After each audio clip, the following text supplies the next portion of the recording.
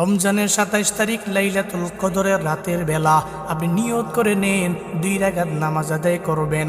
সলাতুত তাওবা মানে হলো তাওবার নামাজ।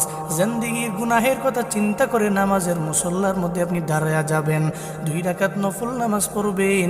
যেই সূরা দিয়া মন চায় ওই সূরা দিয়াই ২ রাকাত নামাজ শেষ করে সালাম ফিরাইয়া নবীর উপরে দরুদ পড়বেন শতবার।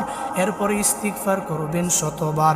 এরপরে চিন্তা করবেন, হে মালিক, আমি জিন্দেগিতে গুনাহ কম করি নাই। আপনার গুনাহের কথা চিন্তা করে মুনাজাত ধরে রবের দরবারে কাঁদবেন আর বলবেন, আল্লাহ তুমি আমার জিন্দেগির গুনাহ মাফ করে দাও। আল্লাহর দরবারে যদি বলতে পারেন, এমনও তো হতে পারে লাইলাতুল কদর বড় দামি রাত, ওই দামি রাতে আল্লাহ বহু মুতাকি বান্দাদের আল্লাহ মাফ করে দিবে। ওই ইতিকাফকারীদের উসিলায় লাইলাতুল কদরের উসিলায় আল্লাহ আপনার জিন্দেগির সব গুনাহ মাফ করে দিতে পারি।